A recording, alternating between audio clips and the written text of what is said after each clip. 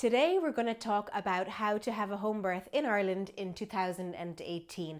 You may be pregnant or planning to be pregnant soon and are interested in home birth for whatever reason. I've already done a vlog about why we chose to home birth, which you might be interested in looking at. But today I'm going to concentrate on the steps you can take to organise your home birth. Now, I have had 2 home births already, one in 2012 and one in 2015, and we are pregnant now on our 3rd baby and we are planning our 3rd home birth this summer. So step number 1 is to know your options. There are 3 options for kind of methods of care within home birth in Ireland at the moment. The first I'm going to talk about is hiring a self-employed community midwife. This is what we did. Because we are lucky enough to have one in our area, and we have had the same midwife for our first 2 and are having the same midwife again, which is just amazing. So a self-employed community midwife is paid by the HSE to attend births in the home, and then you can also avail of like a top-up option where you give her a little bit more money to get more visits, but that can be covered by your health insurance if you have it. The second option then is to go with a home birth scheme within a hospital.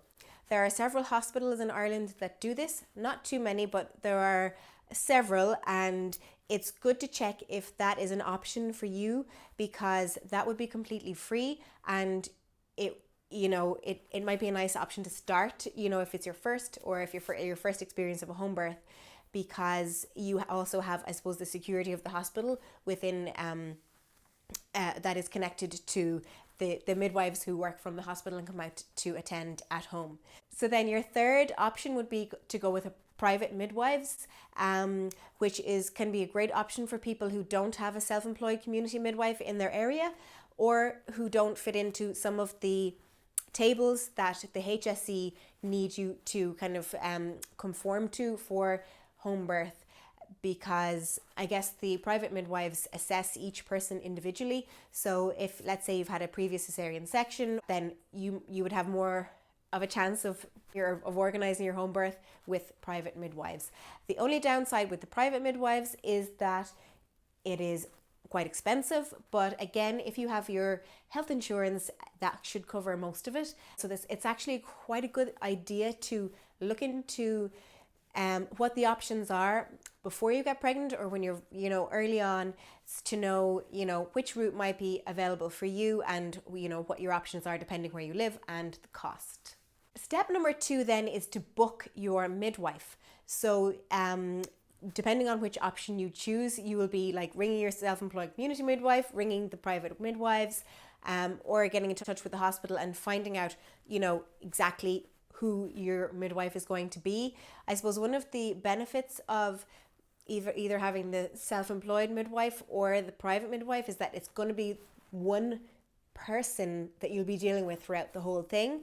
And that's really, really important for continuity of care, I feel, because they get to know you very well, and you build up a relationship, which is really key to home birth, in my opinion. And it's just an amazing experience to have that same person looking after you through the whole pregnancy, birth and postpartum. So as soon as you know you're pregnant, ring your midwife, your local midwife, or whoever, whichever route you're going with, and book them, because they can get booked up pretty fast, and you want to make sure that you get a midwife. I think I was about 8 weeks pregnant when I booked my midwife on my first. I was like, it was about 3 minutes after I did my pregnancy test on my second, and maybe an hour after I did the test on my third. She's the first person I ring because I want to make sure she's available for us, because that's very important for us. Step number 3 would be to tell your GP. You're going to do this anyway, but some GPs are more accommodating than others when it comes to home birth. If yours isn't very accommodating, then you will need to find one that is, because they will have to do a newborn check for you, a few days after your baby's born. So it's good to talk to them about it. Some of them might try to talk you out of it, or at least not really encourage it. And that did happen to us in our first pregnancy, where we hadn't decided for definite at that point when we went into the GP. and she kind of said that she didn't think it was such a good idea, but we did our research and we met our midwife and we did think it was a good idea, so we went with it and she was fine with that. Step 4 is to book into the hospital that you are going to be doing your bloods and your scans and stuff like that in. I just have gone with the most local one really and for most of my pregnancies, but also it's good to know which hospitals are kind of home birth friendly, because some aren't particularly. Like, you'll find out pretty quickly if they're not. But really, when you're booking in, you don't really have to explain. Like, I didn't even tell anyone that I was having home birth when I booked in with my first, because they didn't ask, and it was only kind of coming towards the latter stages of the pregnancy that I mentioned it, because I needed to take home the files for my midwife so she could check the bloods and stuff like that. But yeah, booking into a hospital is important because you need them to do the scans and your bloods if you want to get those done. And I did. I also did a gestational diabetes test both times, and I'll be doing it again, which is important for checking if you have gestational diabetes. Now, that's not mandatory in Ireland, it's just if you have a history of it in your family. So yeah, once you've booked in the hospital, and honestly, I've had fairly good experiences in the hospitals I've been booked into. Not everyone has, but I think it's quite important to choose who you tell that you're planning to have a home birth. Once you've had one, it's a lot easier, because I think people just are like, okay, you've had a home birth and you know what it's like and you've done it, so they're not going to really question you about it. But for my first, I was definitely hesitant to speak to every single caregiver that I talked to. I didn't tell, but that is kind of something that you will know intuitively, I think, and you have every right to have a home birth. It's completely legal, it's safe, they're insured. Step 5 is to protect yourself.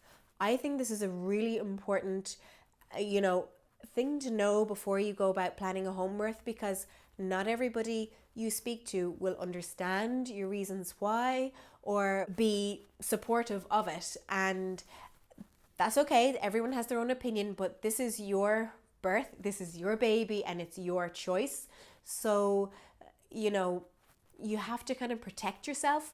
I was quite choosy as to who I talked about home birth with on my first baby, but coming towards the end, I just started to tell everybody, and because I was so confident and happy with my choice, and I really think it helped. Like, I think some people had never heard of it, or some people were like, oh my God, she's mad, or some people were like, oh, why not?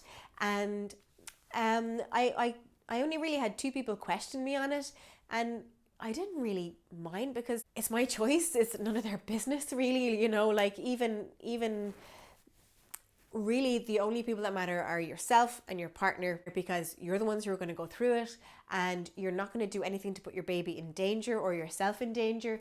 Your midwife is completely trained. She's a complete professional. She knows, what signs to look out for if you would need a transfer to hospital. So I was fully confident in all that, but I still think it's important to protect yourself, because not everyone's going to understand it, and you don't have to prove why you're doing it. You just have to know yourself that that's right for you. But it's a tough one, because people have their opinions, and some people can be more opinionated about those opinions than others. So it's really important to protect yourself. And I suppose having your midwife for support and your partner is very important. So my step number 6 is to find support, which will also help with that previous protecting yourself that I spoke about. So you can find support. You'll obviously find support in your midwife and your partner, and hopefully your family and friends. You can find support in person and online. There are a lot of support groups like birth gatherings, home birth association gatherings, and a lot of it you can find online through Facebook groups. But it can be really powerful to meet other people who have had home births or who are planning it just like you, because they will give you just such confidence and insights and ideas, and really confirm it. Well, that's what happened to me. I went to a home birth meeting about 3 days before my daughter was born, and it was amazing. I just came away so empowered and so confident and so ready to have my baby at home.